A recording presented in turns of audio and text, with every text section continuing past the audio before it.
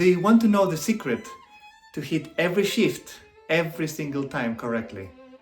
The secret is 2 words.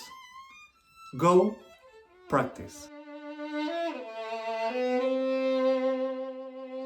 Okay, let's talk about this.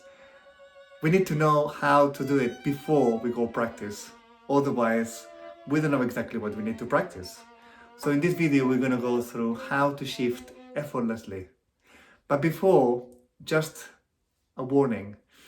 Knowledge is not skill.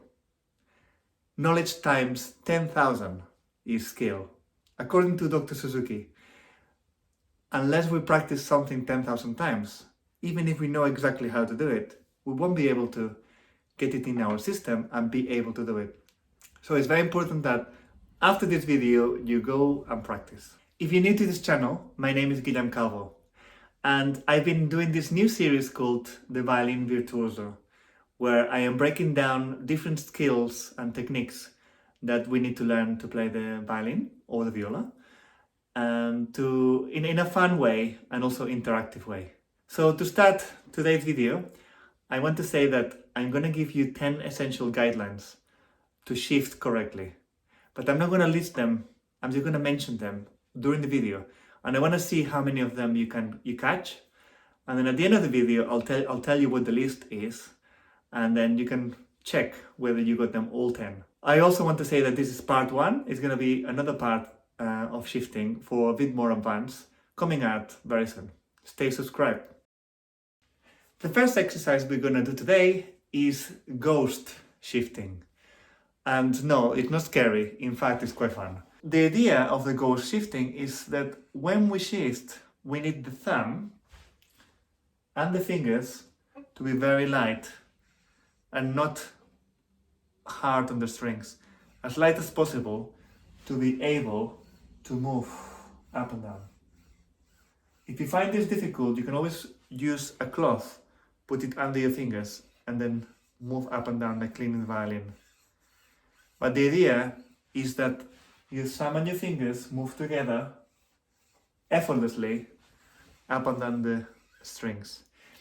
If you're working on shifting to higher positions, once we reach the neck of the violin, the end of the neck of the violin, the thumb goes underneath and your elbow pulls in to be able to reach higher positions.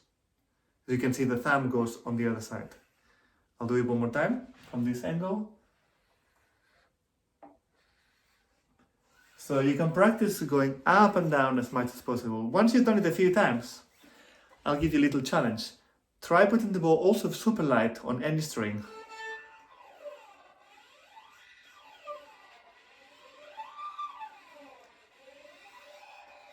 You might get that ghostly sound.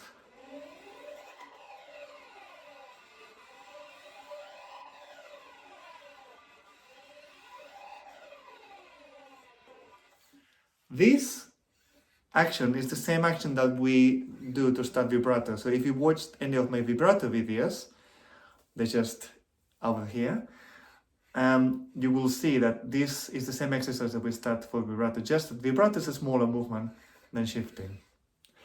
The second game for shifting is going to be the slowest shift in the world. And how this works is by moving the hand so slowly and so smoothly that we even can't see that we are moving our hand up. Now I would like you to try this first without the bow, just to see if you can shift slowly. Once you've done this up and down, you can of course use the bow as well. So we choose a finger. I'm going to choose a third finger because I find that gives a nice balance to the hand. But you can use any finger. In fact, you can use all the fingers one at a time. And we're going to try to make it very smooth. Let's see if we can do it for 10 seconds.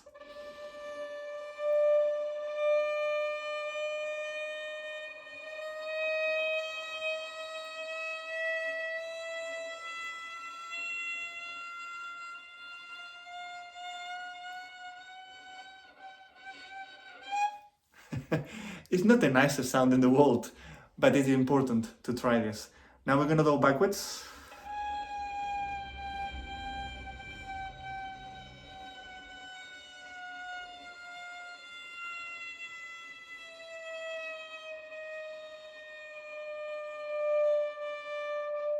This is super important because when we shift, we want to always go as slow as possible and as early as possible. Let's say you have a shift between those two notes. We want to make sure that it's not jerky. So it's always take as much time as you need to between the two notes, or as much time as you have between the two notes, and shift exactly between the beginning and the end of the shift. The next one is the moon landing shift. And with this one, what we're trying to do is to move like an astronaut, which means we're moving as a whole. We don't move different parts at different times. The whole body moves together. In this case, meaning the whole arm and hand and fingers move as a whole. So it's not the fingers going first, then the hand, or the fingers going first and then the thumb. No, it all goes in one place. So imagine we're going to go from, let's say, the spaceship to the moon. So we want to lift and land. We lift and land. Lift and land. Lift and land. So as you can see, it all goes together. I'm going to show you from the other side. We lift and land. Lift and land. And if you look at the pressure of the fingers, we let go of the pressure when we move. We land again with pressure, enough pressure for it to sound. So I'm going to play now, but you will look my finger.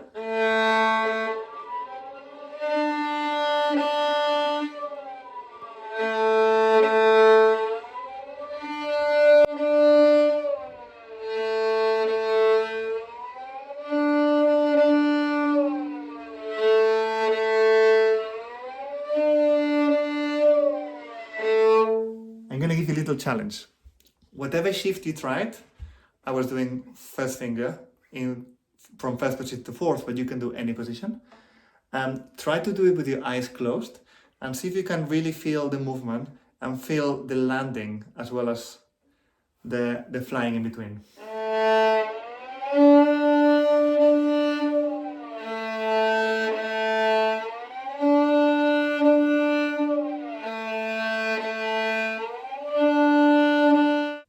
For the next exercise, I'm going to ask you to sing. So make sure that you're somewhere comfortable to sing and then play. So the idea is that we need to hear the note that we have to get to before we play it. So I'm going to give you an example. I'm going to stay on the G string because my voice suits better.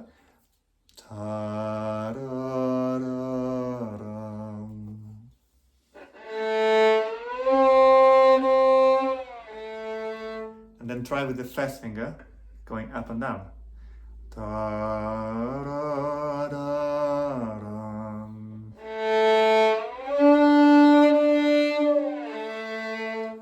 The same idea as before, we lighten up the fingers and the thumb to get a smooth shift, but we're trying to get to the note that we sang first. So if we're going to try it in a different string, you can try with a different finger as well.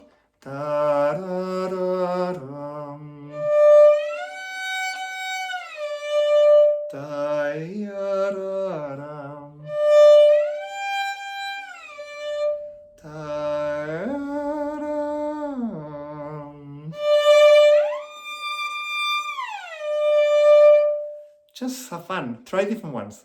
In this way, what we are trying to get to as well is anticipate what's going to happen. So anticipating the note that we're trying to get to, and anticipating the movement as well.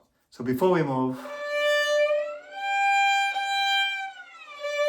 we anticipate, and the whole arm moves together like we did in the previous exercise. The last exercise for today is the snail shift versus the train shift. So what I would like you to try is slow movements and fast movements. But try to get them as smooth as possible both times. So, just to change, we're going to go to the E string. So let's try to do it really slowly and smoothly, like a snail.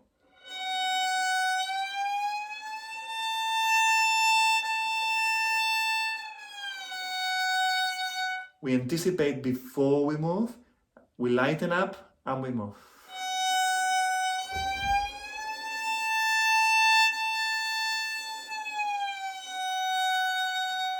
And now we're going to do the same, but in a faster speed. Same movement, same anticipation, same lighting up with the finger and the bow.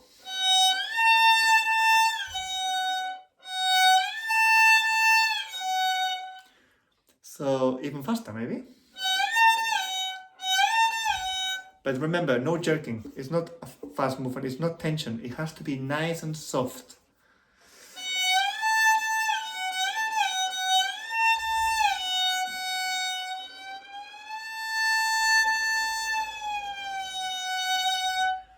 One thing I didn't mention completely earlier is that when we lighten up the fingers, we can also lighten up the bow. By doing that, we are hiding a little bit that slow glissando that goes between one note and the other. Because sometimes we want to hear the shift and sometimes we don't want to hear it. So it's really important that we are able to change that with the bow.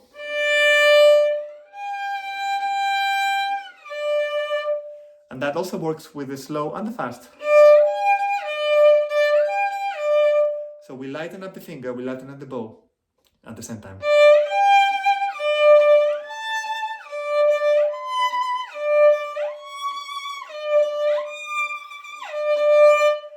For different kinds of shift, we're going to talk more about it in the next video. But I just wanted to say something that really helps my students is this book by Neil McKay, Position Changing for the Violin. This book has very nice tunes, starting with very simple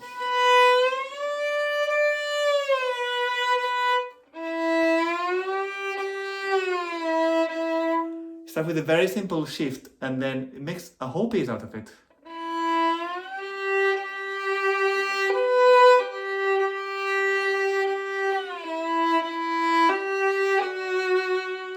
If you want to hear the whole piece and a tutorial on this, I'll make sure that I'll also leave it in the description and you can see it up there right now.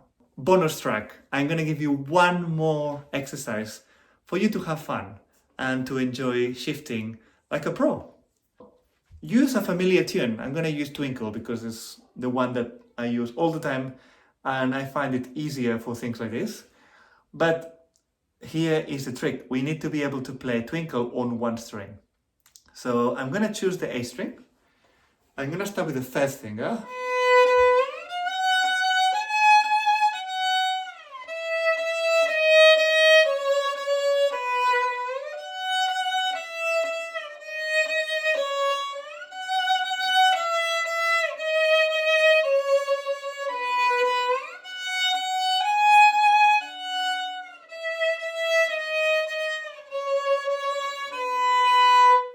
Here I use different kinds of shift every single time just to try to get in tune, but also to try different shifts all the time.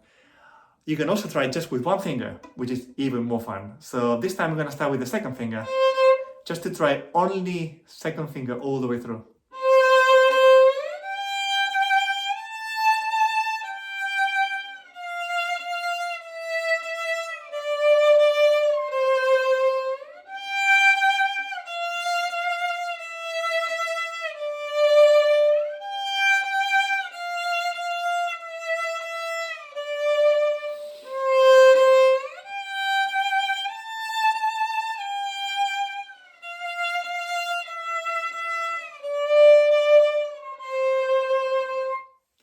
Try, let me know how it goes.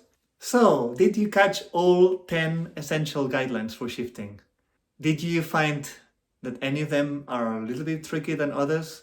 Please write in the comment which of the 10 essential guidelines you find more difficult. Could it be the finger pressure? Could it be the bow? Could it be how to go from one side to the other, what we call mapping of the fingerboard? In fact, let me tell you all 10 now, and then let me see if you got them all right. The first one is relaxed left hand and thumb. We talked about this from the very beginning, so I'm sure you spotted that one. It's in many of the exercises. Second one is anticipation and early preparation, so anticipating the shift before it happens. The third one is slow and controlled movements. We talked about this. So very slow and controlled, smooth changing. Always as slow as we can. The fourth one is coordinated arm movement. We talked about this in the moon landing. The whole movement goes together in one place. The fifth one is types of shift. We didn't cover this so much in this video, but we talked about getting to different places in different ways, and we're going to cover this in our part 2. So how to get from one place to the other, there's many ways. You could go with one finger, you can go with different fingers, you can shift early or late. There's lots of other options which I'm going to cover in the part 2. We need a whole video for that. Number 6 is finger pressure and adjustment. So we talked about lifting and landing, lifting and landing. So the pressure of the fingers and the thumb going together. And that also applies to the bow, which is number 7, bow pressure and speed. So how much bow pressure we use to hide the shift if necessary. Number 8 was auditory awareness, so knowing where we're trying to get, which note we're trying to reach. So we do it with singing. You can also do it by playing the note first and then reaching with the same finger. We talked about this just recently, mental mapping, so we know where we're going, as in what it feels like. So closing your eyes is a very good way of feeling the fingerboard and physically knowing where we're going to. And finally, the first one I said at the beginning, consistent practice. So unless you keep practicing this over and over, the shifts are not going to happen by themselves. Not just by knowing how to shift, you're going to be able to shift. So please try this for a week or 2 and let me know in the comments whether this has been helpful, whether there is something that you're struggling with, or whether there is something that you would like me to cover in the next video. Like I said, the next video is going to be for part 2 is going to be more like advanced shifting, but we're going to build on what we just talked today. So if you're interested in that or any other videos on this series or any other videos and tutorials that I do, please subscribe because there's more of this coming. And I hope you enjoyed this and I hope that it's been useful. Stay tuned.